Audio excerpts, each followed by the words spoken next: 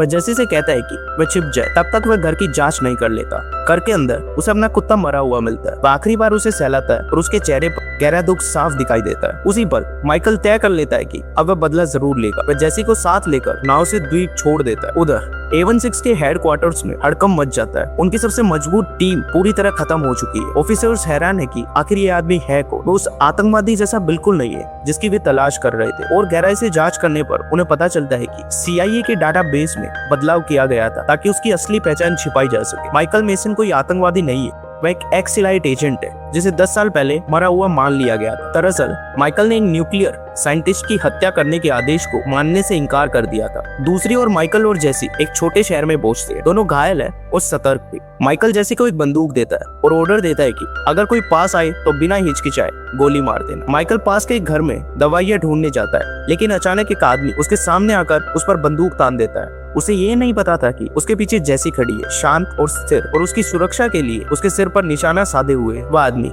Michael के गोली लगे घाव पर पट्टी लगाता है और उसका इलाज करता है, लेकिन ये टेम्पररी पीस ज्यादा देर तक नहीं टिकेगा। घर के मालिक का बेटा पुलिस को खबर कर देता है और थोड़ी देर में पुलिस घर को घेर लेती है। वह आदमी बाहर निकलकर पुलिस का ध्यान भटकाने की कोशिश करता है, लेकिन अफरा तफरी में उसके माथे पर सीधी गोली लगती है और वह तुरंत मर जाता है। कुछ पुलिस वाले घर के अंदर घुसते हैं, लेकिन माइकल उन्हें आसानी से काबू में कर लेता है। वह और जेसी पीछे के रास्ते से भाग जाते हैं। एक पुलिस कार चुराकर उनका पीछा शुरू कर देती है। जेम्स नाम का एक किलर उनका लगातार पीछा कर रहा होता है और उन्हें मारने के इरादे से गोली चलाता है। माइकल शानदार चाल चलते हुए उसकी कार को जोरदार टक्कर मार देता है, लेकिन जेम्स बच जाता है। वह दूसरी गाड़ी चुराता है और पीछा जारी रखता है। दूसरी ओर A16 में सच्चाई सामने आने लगती है। Robert frost experienced agent Steven से बात करता है। वह ब्लैक काइट्स नाम के एक सीक्रेट प्रोग्राम का खुलासा करता है। ऐसे इलाइट एजेंट जो कानून से बाहर रहकर काम करते थे, जिनमें माइकल सबसे बेहतरीन था। दरअसल माइकल और जेसी के अंकल मरीन फोर्स में साथ थे। माइकल को एक न्यूक्लियर साइंटिस्ट को मारने के आदेश मिला था, लेकिन उसका दिल उसे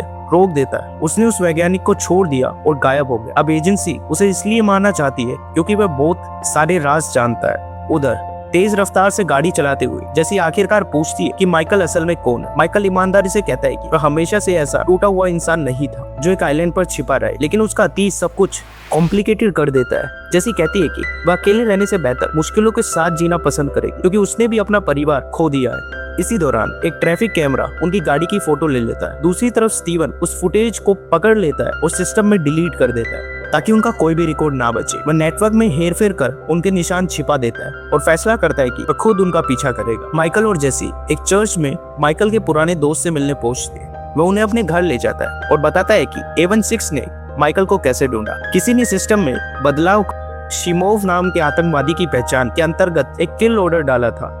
जैसे ये सब बातें सुन लेती है और उसे 2 कड़वी सच्चाई पता चलती है। वो आदमी कैंसर से मरने वाला है और माइकल उसे वही छोड़कर उसकी सुरक्षा के लिए जाना चाहता था। दिल टूट जाने पर जैसी कहती है कि उसे पहले से पता था कि वह एक बोझ है और वहां से चली जाती है। माइकल का दोस्त कहता है कि वो उसकी देखभाल नहीं कर सकता क्योंकि उसके पास ज्यादा समय नहीं है। अब वो एक रास्ता चुनते हैं। वो एक स्मगलर से संपर्क करते हैं ताकि वो जेसी को देश से बाहर निकाल सके। तभी अचानक खामोशी टूट जाती है। माइकल को कदमों की आहट सुनाई देती है। माइकल तुरंत जेसी को कमरे के कोने में जाने का ऑर्डर देता है। तभी गोलियां उन दीवारों को चीरती हुई अंदर आने लगती है और एक भयंकर गोलीबारी शुरू हो जाती है। जब जेम्स माइकल को मारने ही वाला होता है, तभी जेसी बंदूक लेकर बीच में आ जाती है और वह जेम्स का ध्यान भटका देती है, जिससे माइकल को खुद को छुड़ाने का मौका मिल जाता है। दोनों जल्दी से अपने दोस्त की कार तक भागते हैं और तेज रफ्तार से वहां से निकल जाते हैं, जबकि गोलियां कार की बॉडी को चीरती हुई गुजर रही थी। इसके बाद वे लंदन के एक नाइट क्लब में पहुंचते हैं, जो उन्हें एक ऐसे व्यक्ति से मिलना होता है जो जेसी को नई पहचान दिला सकता है। माइकल एक सौदा करता है। जेसी को नई और सुरक्षित पहचान दी जाए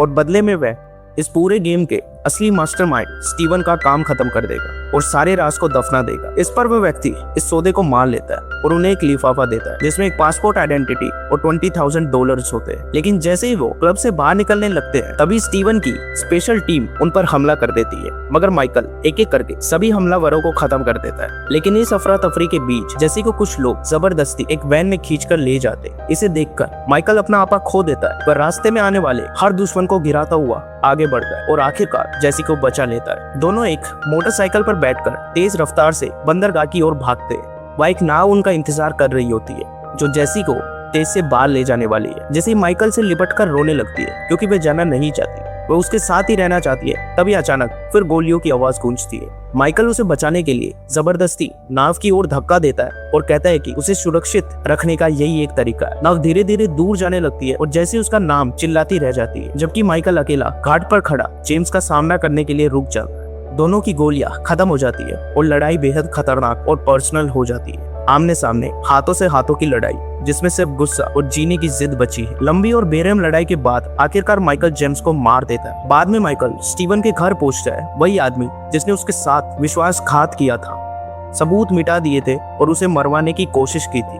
दोनों आमने सामने खड़े होते। स्टीवन माइकल को समझाने की कोशिश करता है। वह कहता है कि हम दोनों एक जैसे, और माइकल को वही जिंदगी फिर से अपनानी चाहिए जो वह कभी जीना चाहता। लेकिन माइकल मना कर देता है। वह कहता है कि उसने अंधे ऑर्डर्स मानने की बजाय अपनी इंसानियत को चुना है। बिना एक पल गवाए माइकल स्टीवन को गोली मार देता है और उन सभी लोगों को जस्टिस दिलाता है जो इस साजिश में मारे गए थे। आखिरी दृश्य हमें स्पेन के राडो शहर में ले जाता है, जज जैसी अकेली बैठी किताब पढ़ रही होती है और अब सुरक्षित दिखाई देती है। A16 के एनालिस्ट्स निगरानी कैमरों की फुटेज देख रहे होते और नोट करते हैं कि माइकल ने उसे बहुत अच्छी तरह छुपाया है। तभी जेसी को एक लिफाफा मिलता है। उसके अंदर शतरंज की क्वीन का मोहरा होता है, वही मोहरा जो माइकल की शतरंज की चेस बोर्ड पर था। वह मुड़कर भीड़ में देखती है, उम्मीद करती है कि शायद माइकल कहीं छाया में खड़ा हो, मगर माइकल दूर से उसे बस उतनी देर तक देखता है जितनी देर में उसे यकीन हो जाए कि वह सुरक्षित है। फिर वह चुपचाप वहां से गायब हो जाता है, इससे पहले कि जेसी उसे देख पाए। वह एक बार फिर भूत की तरह गुमनाम हो जाता है, लेकिन इस बार जेसी जानती है कि वह अकेली नहीं। इस वीडियो को देखने के लिए आपका बहुत बहुत धन्यवाद and make sure you subscribe to my YouTube channel. मिलते हैं अगली वीडियो में, तब तक के लिए बाय बाय।